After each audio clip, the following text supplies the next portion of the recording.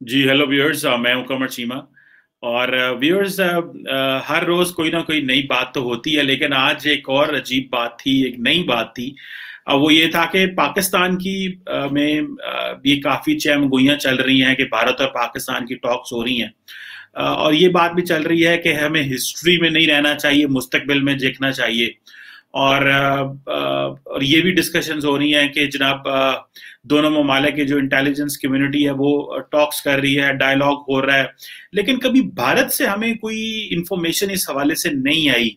जो भी इंफॉर्मेशन आती है वो पाकिस्तान से ही आती है, और भारत से कभी कोई सोर्स नहीं बोला। ये थोड़ी सी मेरे लिए है हैरानगी की बात। हम लोग तो मीडिया को बताते रहते हैं, हमारे ऑफिशियल्स बताते रहते हैं। आज भी एक कवर स्टोरी आई है अखबार में, ये कवर किया गया और ये बताया गया है कि जो पाकिस्तान है वो अभी अपनी स्ट्रेटेजिक रीथिंकिंग कर रहा है। और हम अपने आप को, जो हमारी जो प्रायोरिटीज हैं उसमें इकोनॉमी मैटर करती है, और हमें जिहादी कल्चर से बाहर निकलना है, और हमें अपना घर ठीक करना है। और अगर हम जिहादी कल्चर से बाहर ना निकले और अपने आप को ठीक ना किया, और अगर इसी तरह दुनिया हमारा मजाक उड़ाती रहेगी।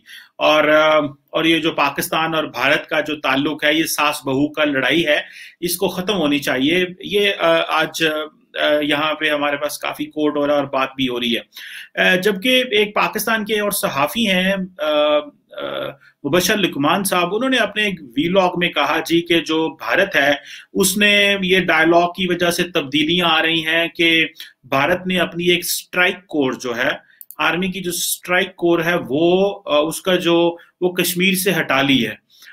मैंने कुछ इंडिया के अपने जो सोर्सेज और दोस्तों से बात की, तो उन्होंने बताया कि जी जो कश्मीर है उसके ऊपर कभी हमारी स्ट्राइक कोर रही नहीं है। और उन्होंने फिर हमें बताया कि बल्कि मैं देख भी रहा था जब मैं इस व्लॉग बनाना था, कि जो इंडिया की 4 स्ट्राइक कोर्स हैं।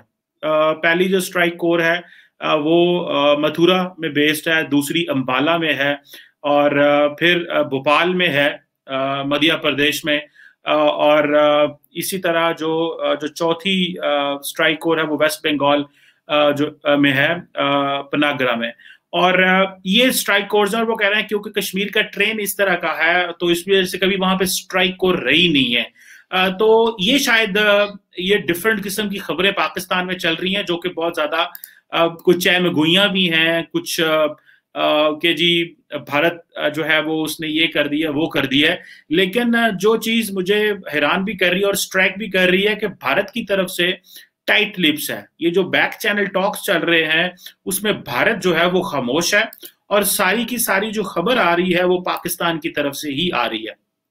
और जो भी डिस्कशन हो रही है, जैसे भी बात हो रही है, गो के ये बात भी सामने आई है कि ये जो डायलॉग हो रहा है इस वक्त पाकिस्तान और भारत का, जो बैक चैनल हो रहा है, जिसको फॉरेन मिनिस्टर शाह महमूद कुरैशी तो कहते हैं कोई डायलॉग नहीं हो रहा, लेकिन ये जो इंटेलिजेंस कम्युनिटी का डायलॉग चल रहा है उसमें ऑब्वियसली भारत की तरफ से भी सपोर्ट मौजूद है, और ये टॉप लेवल से सपोर्ट मौजूद है। लेकिन इस वक्त पाकिस्तान का फॉरेन ऑफिस इस शायद डायलॉग में इंगेज नहीं है।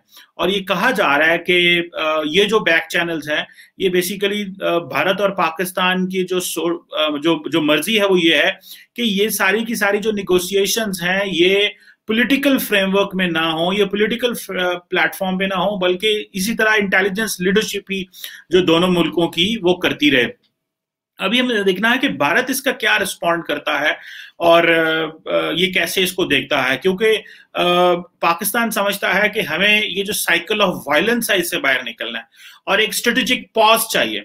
और जो मैं भी अक्सर बात करता रहता कि पॉज एंड थिंक हमें चाहिए, तो हमारे भी यहाँ पे ये बात चल रही है कि स्ट्रेटेजिक पॉज चाहिए। रियासत को जो है वो रुकना है, क्योंकि हम चली जा रहे हैं और वायलेंस के साइकिल के इर्द गिर्द हैं, और हमें डोमेस्टिक चीजों पर ज्यादा फोकस करना है, जो कि एक मुनासिब चीज है।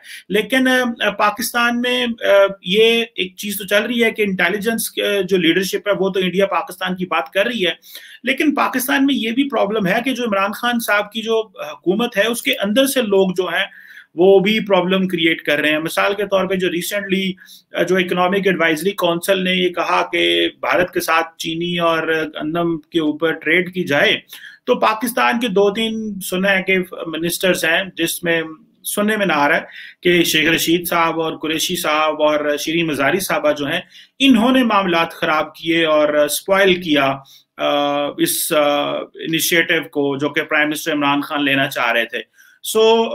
कहीं ये तो नहीं कि अगर इंटेलिजेंस लीडरशिप ये डायलॉग करना चाह रही है, तो जो पॉलिटिकल लीडरशिप है वो इसको पसंद नहीं कर रही या वो ऑन बोर्ड नहीं है।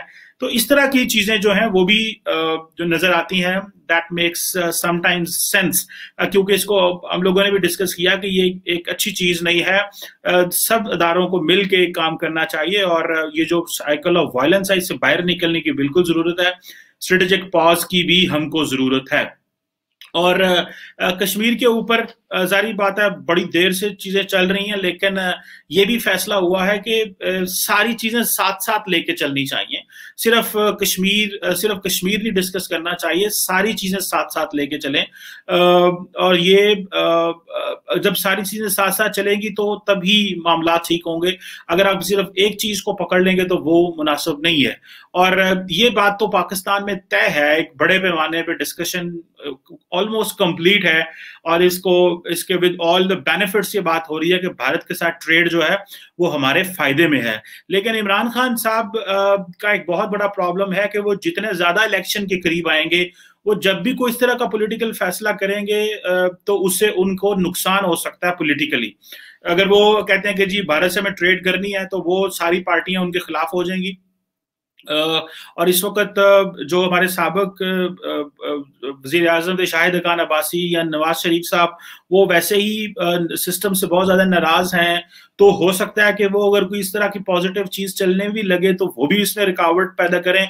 और जिस तरह इमरान खान इंडिया का नारा लगाते थे कि नरेंद्र मोदी और नवाज शरीफ आपस में दोस्त हैं, मोदी जो यार है नवाज शरीफ का, अभी वो पता चलेगा कि जी नहीं, अपोजिशन जो लगा रही है। सो सबसे पहले तो पाकिस्तान को अगर हमने भारत के साथ या दूसरे मामलात में चलना है तो पॉलिटिकल टेम्परेचर को कम करना होगा और फिर जाके हमें चीजें जो हैं वो सीधी करनी पड़ेंगी।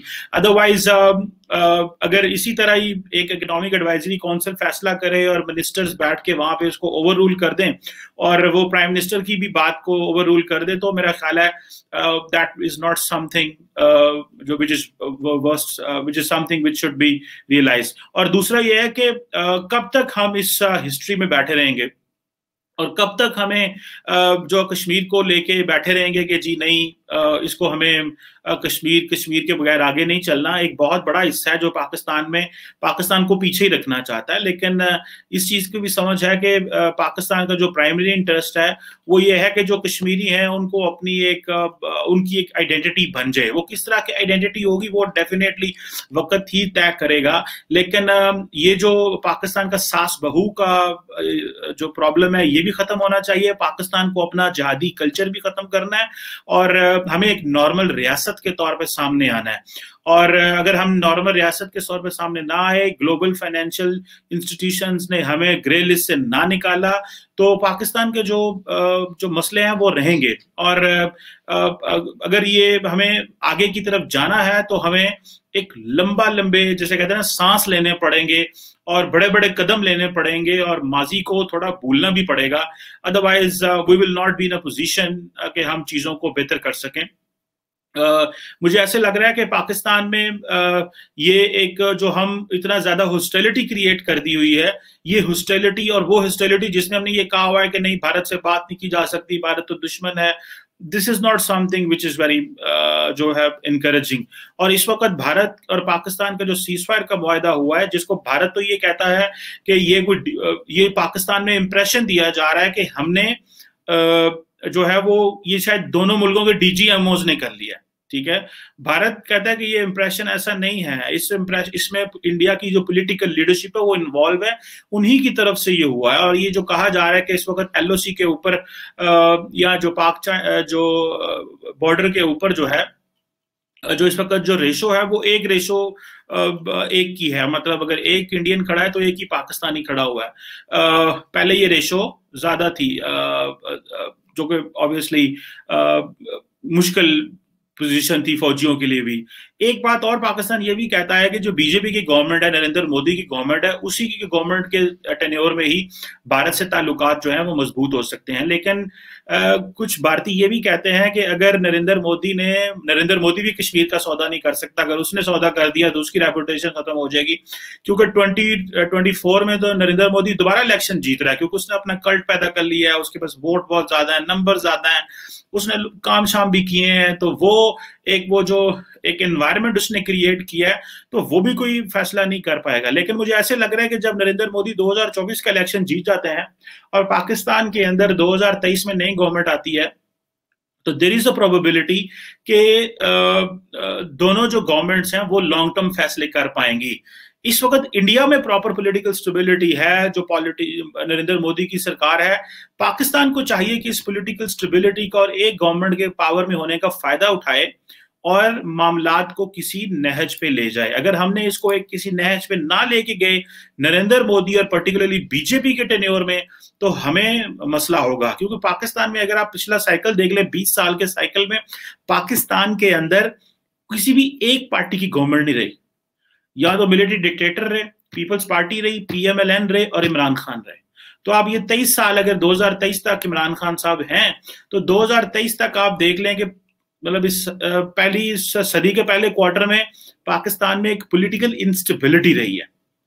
स्टेबिलिटी आई 2008 में जब पीपल्स पार्टी गवर्नमेंट आई और मिलिट्री डिक्टेटर ने छोड़ा। लेकिन अगर अवाम ने एक ही पार्टी को दोबारा मैंडेट नहीं दिया, तो it means there is a polarization in the country, which is not something very impressive. So let's see how it goes. लेकिन हमें एट होम चीजें ठीक करने की जरूरत है और भारत जो है वहां से कुछ सुनने की भी जरूरत है। और मेरा ख्याल है अगर पाकिस्तान के कोई जो मीडिया हाउसेस हैं वो भारत से भी बात करें और वहां से पता चले कि हमें वो क्या सोच रहे हैं। पाकिस्तान से तो बहुत इंफॉर्मेशन आती रहती है, लेकिन भारत से कभी इंफॉर्मेशन नहीं आई on this intelligence leadership की डायलॉग पे, डिस्कशन पे। ये है रिसेंटली वैसे ये कहा तो गया था कि जी दोनों मुल्कों की जो नेशनल सिक्योरिटी एडवाइजर है उनकी मुलाकात हुई, जिसको पाकिस्तान ने डिनाई किया। वहां के एक मीडिया ने इसको किया था, खबर दी थी। अब आई डोंट नो इसमें हकीकत क्या है, लेकिन जाहिर बात है मुलाकातें तो किसी ना किसी लेवल पे जरूर हुई हैं। कहाँ हुई हैं, कितनी हुई हैं, इसका अंदाजा नहीं है। लेकिन पाकिस्तान को भारत की पॉलिटिकल स्टेबिलिटी का फायदा उठाना है और यहाँ पे चीजें ठीक करनी है। और एट द सेम टाइम वहां पे जो नरेंद्र मोदी के जो टेन्योर है अगले जो 7-8 साल चलना है, उसमें हमें लॉन्ग टर्म फैसले कर लेने चाहिए। I hope things will be good. और हमें इंडिया से कुछ ना कुछ पता चलना चाहिए कि वहां पे लीडरशिप क्या सोच रही है, particularly in these back channel talks. Thank you.